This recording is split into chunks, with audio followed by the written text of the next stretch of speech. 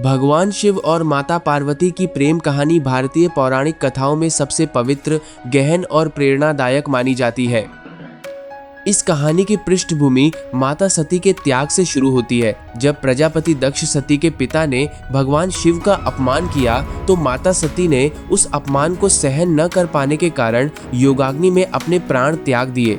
सती के वियोग में शिव गहरे शोक और वैराग्य में डूब गए। उन्होंने संसार से मोह भंग कर लिया और हिमालय की बर्फीली कंदराओं में अनंत ध्यान में लीन हो गए। ब्रह्मांड के लिए यह एक संकट की घड़ी थी, क्योंकि बिना शक्ति के शिव अधूरे हैं और शिव के वैराग्य का अर्थ था सृजन और संतुलन का रुक जाना।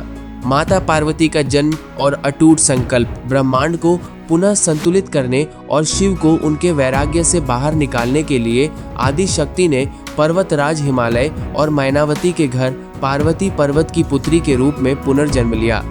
बचपन से ही पार्वती के मन में शिव के प्रति गहरा अनुराग था। जैसे वह बड़ी हुई, उनका यह अनुराग प्रेम और भक्ति में बदल गया। उनका एकमात्र लक्ष्य महादेव को अपने पति के रूप में प्राप्त करना था, लेकिन एक वैरागी जो दुनिया से विरक्त होकर समाधि में लीन हो, उसका हृदय जीतना कोई सरल कार्य नहीं था। जब कामदेव प्रेम के देवता ने शिव का ध्यान भंग करने का प्रयास किया तो शिव ने अपना तीसरा नेत्र खोलकर उन्हें भस्म कर दिया। इससे यह स्पष्ट हो गया कि महादेव को शारीरिक आकर्षण या छल से नहीं पाया जा सकता। तब माता पार्वती ने वह मार्ग चुना जो शिव को सबसे प्रिय है। उन्होंने राजमहलों के सुख सुविधाओं का त्याग कर दिया और हिमालय के घने जंगलों में जाकर कठोर तप शुरू किया। अन्न जल का त्याग। पहले उन्होंने केवल कंदमूल खाकर तप किया, फिर केवल सूखे पत्ते खाए। अंततः उन्होंने पत्ते खाना भी छोड़ दिया, जिसके कारण उनका नाम अपर्णा पड़ा।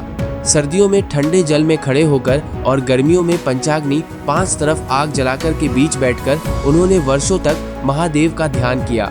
पार्वती की तपस्या के तेज से तीनों लोग कांपने लगे। तब भगवान शिव ने उनकी परीक्षा लेने का निर्णय लिया। वे एक युवा सन्यासी ब्रह्मचारी का रूप धारण कर पार्वती के पास पहुंचे और शिव की निंदा करने लगे। उन्होंने कहा कि शिव तो श्मशान में रहते हैं, भस्म लगाते हैं, उनके पास धन वैभव नहीं है, फिर वह एक राजकुमारी होकर उनसे विवाह क्यों करना चाहती हैं? यह सुनकर माता पार्वती क्रोधित हो गईं और उन्होंने सन्यासी से कहा कि वह शिव के अलावा किसी और के बारे में सोच भी नहीं सकती, चाहे महादेव का रूप कैसा भी हो। उनका यह अटूट विश्वास और निस्वार्थ प्रेम देखकर महादेव अत्यंत प्रसन्न हुए। वे अपने असली रूप में प्रकट हुए और पार्वती को अपनी अर्धांगिनी के रूप में स्वीकार किया। ब्रह्मांड का सबसे महान विवाह। फाल्गुन मास के कृष्ण पक्ष की चतुर्दशी को भगवान शिव और माता पार्वती का विवाह संपन्न हुआ, जिसे आज हम महाशिवरात्रि के रूप में मनाते हैं। यह विवाह भी अपने आप में अनूठा था। शिव की बारात में देवता तो थे ही, लेकिन साथ ही भूत, प्रेत, पिशाच और गंधर्व भी शामिल थे। यह इस बात का प्रतीक है कि महादेव समाज के हर उस जीव को स्वीकार करते हैं जिसे दुनिया ठुकरा देती है। वेदांत और तंत्र दर्शन के अनुसार शिव शुद्ध चेतना, प्योर कॉन्शियसनेस है और पार्वती सक्रिय ऊर्जा, डायनेमिक एनर्जी। चेतना तब तक कुछ भी सृजन नहीं कर सकती जब तक उसमें ऊर्जा न हो।